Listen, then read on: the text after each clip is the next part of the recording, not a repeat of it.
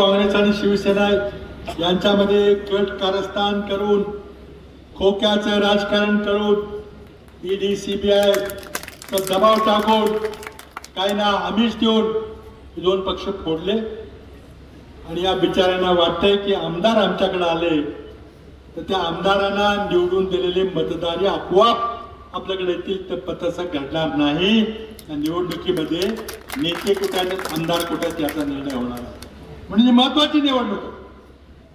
एवढंच नाही तर या निवडणुकीमध्ये या देशामध्ये आपली राज्यघटना आपलं संविधान हे शिल्लक राहणार आहे की नाही, देशात लोकशाही राहणार आहे की नाही, पुन्हा निवडणुका होणार आहेत की नाही याचा फैसला होणार आहे. आणि म्हणून ही निवडणूक अत्यंत महत्वाची आहे. अनेक माझे मंत्री मला सांगतात की काही काळजी करू नका, विरोधी उमेदवार आहे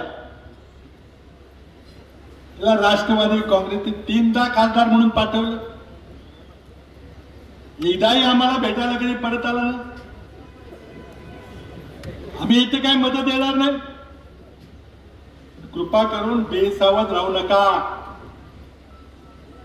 या निवडणुकीमध्ये एका बाजूला आम्ही दोघं आमदार आहेत, मी बाळासाहेब, तिकडे 4 आमदार आहेत. त्यांच्याकडे पालकमंत्री पद आहे. त्या पदाचा वापर गैरवापर तुम्ही रोज बघताय.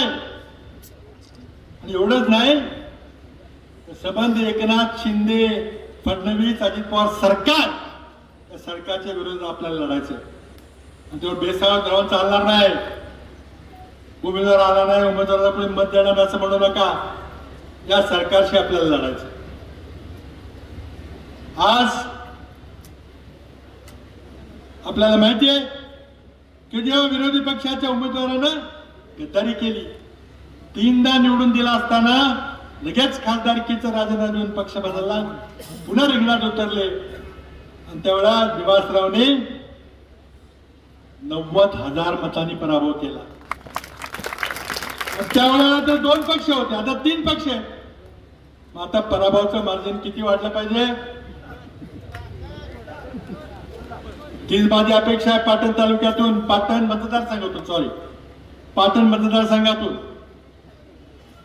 प्रचंड मोठ्या बहुमतानं आपण ही निवडणूक जिंकायची.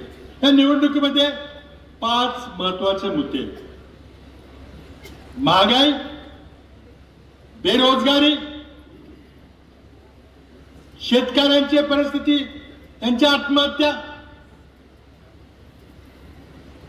भ्रष्टाचार, नुसताच आर्थिक भ्रष्टाचार नाही तर नैतिक भ्रष्टाचार.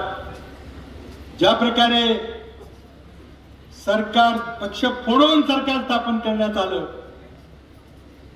ऑपरेशन कमल म्हणतात त्याला. पण हे घडलं ते कशामुळे घडलं? नरेंद्र मोदींनी न खाऊंगा न खाने दूंगा म्हणून घोषणा दिली होती 2014च्या आधी. हे महाराष्ट्रातलं सगळं नाट्य घडलं.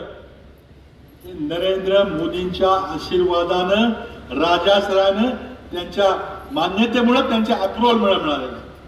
त्या आपोआप काही नगरपालिकेमध्ये घोटाळा नाही.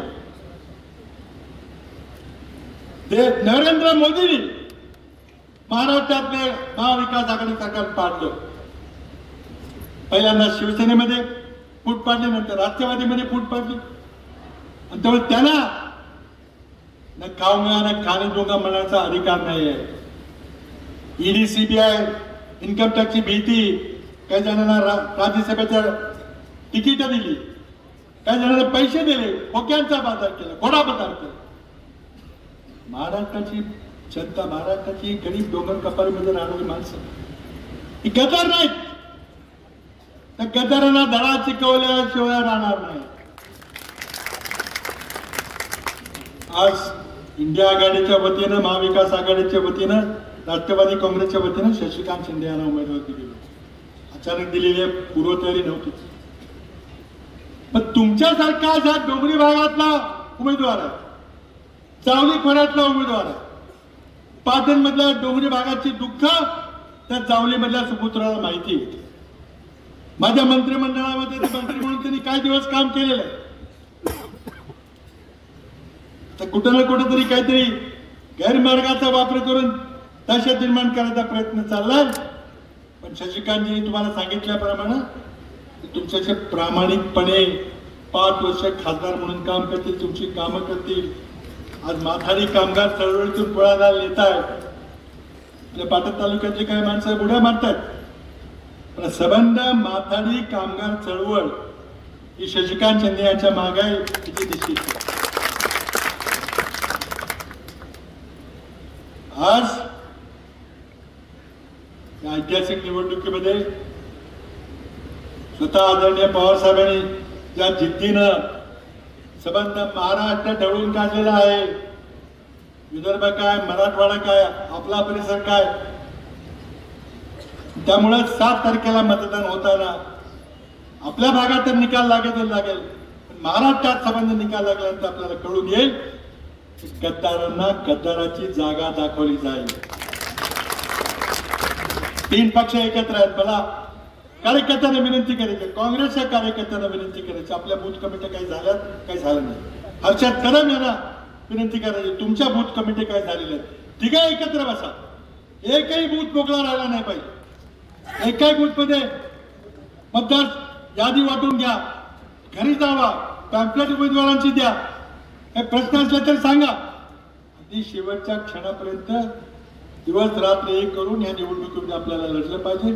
फुले शाहू आंबेडकरांचा विचार आपल्याला जिवंत ठेवायचा असेल, आज यशवंतरावजी चव्हाण यांची कर्मभूमी म्हणून अभिमानाने या भूमीचं नाव घेतो.